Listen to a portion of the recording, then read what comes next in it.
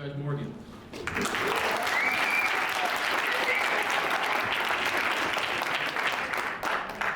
I'm gonna raise this a little bit because I'm not as short as Mike. Or as short as Tavon. I want to thank Tavon and his organization, his group, and all the panelists for allowing me to come and speak, and for all of you taking time out of your day to come listen to what we all have to say. It's unfortunate that I guess I bring up the rear. But what I want to share with the panel and share with all of you that I'm a magisterial district judge in York, District Court 19102. My name is James Morgan. I'm the first African-American magisterial district judge in York County. With that said, we have two others after me, so since I was tall enough, I opened the door. Amen. What I want to share with the panel is that I'm from Chester, Pennsylvania. I was educated junior high and high school in Chester. And if not for God, there goes me. If you know anything about Chester, I could have just as easily been sitting up here as a panelist. There it is. I attended York College here in York, and that's how I ended up in York, and was successful in obtaining my bachelor's degree and my master's degree from Grand Canyon University. And if someone said to me, did I plan in my career in law enforcement to be a district judge, I would have said no. And no, because it wasn't my plan.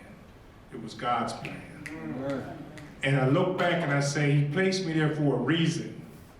Because just listening to them, you have to go through something to appreciate where you're at or where you're going. You've got to go through something. And not only do you go through something in your life, there's a reason you go through it, is to have a story to tell, to be able to share with someone else what you've gone through. And I just pulled from a lot of what they had to say, and they talked about mindset. Our people, our young people, and some of our older individuals have to change their mindset. I don't dispute that there isn't some discrepancy with the way you're treated by law enforcement, but it doesn't help when you have already in your mindset that you dislike the police, or that you anticipate they're going to treat you wrong. Like a gentleman up here said, accept your responsibilities. No excuses. Excuses are tools of the incompetent used to build monuments of nothingness. And those who specialize in them seldom specialize in anything else. I share that with everyone in my court that tries to spit. Excuses. I don't accept excuses.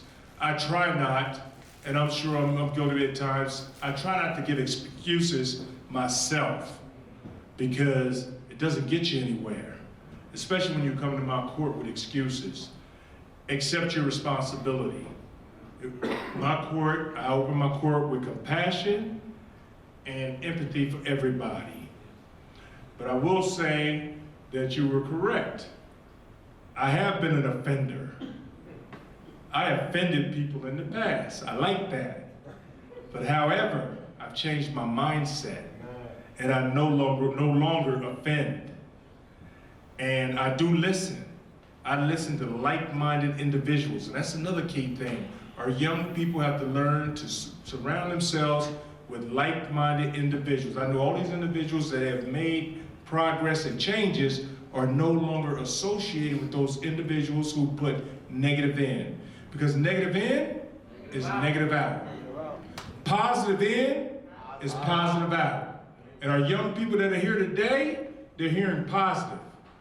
See, 100 or 200 others that did not come, if they surround themselves with 2 or 3 of those individuals, the same as the epidemic of crack and everything else went. One individual surrounded and introduced one other individual. And that individual introduced 2 or 3 other individuals, and it became an epidemic. We've got to do that with our mindset of our children and having them surround themselves with like-minded individuals. So I appreciate the fact that I had an opportunity to come up here and to listen to what you all had to say. It didn't lay on deaf ears.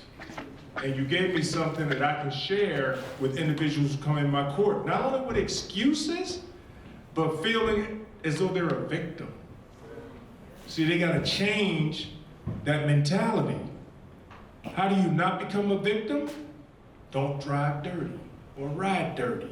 Make sure your license is straight. Make sure you don't have any parking tickets that are outstanding. Make sure you don't have any warrants. And make sure you drive correctly. Then you have no reason to be stopped. Now, I've had situations, and I spent over 20 years in law enforcement and now 7 years on the bench, and I was actually stopped by police officers and set up on a vehicle stop. But the key was I wasn't riding dirty. See? Plus, I knew what was going on. I was able to, I was able to defend myself in court on it because, one, if I was riding dirty and I had a parking ticket or a warrant, and because they set me up in the vehicle stop, it would have been a moot point because I had a warrant. So how am I going to fight it? I was wrong. I was riding dirty. However, I was not riding dirty, and they didn't know who they were dealing with because I had been away from the police force since 1990, and this happened in, I believe, like 2010 or 2011. I was riding in an area that they consider the city a bad area because they don't live there. So 8 or 10, 12 hours a day that they work, they deal with the bad element. So they think anybody that lives within that 5 miles is part of the bad element. Well, I'm not part of that bad element. And I'm not afraid to live amongst my people. Okay, I was raised amongst my people. And believe me, York was nothing like where I came from, so I was not afraid, still not afraid to be amongst my people. But they treated me as though I was part of that bad element that they deal with on a daily basis. So not only does my mindset have to change, theirs has to change too. And they can't come thinking that they're in danger or that I'm a threat to them.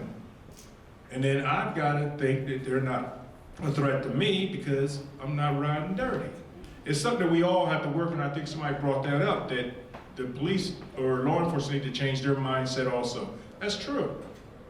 The courts and the judges have to change their mindset. That's true. I've been blessed to go through some things in my life that God prepared me to sit where I sit today. Because the things that I experienced in my life as a kid, I see it come before me now with families that are living the way they are, being treated the way they are. So it gave me an opportunity to have compassion for them and understand their situations. But I'm not gonna get off my soapbox. I appreciate you all. I appreciate you all. I learned something from you. I used some of it today. Oh, is that for me? Oh, another thing I want to share with you all, they weren't the only ones in the dark. I was in the dark today, okay? But now I'm in the light, okay? See, despite what I've gone through, I'm visually impaired. And I've always lived as a child to say, I'm gonna go, if I can't go through it, I'm gonna go around it, I'm gonna go over it, and I'm gonna go under it. I've encountered a lot of obstacles in my life, and I practice what I preach, and I have gone through a lot of barriers. Thank you.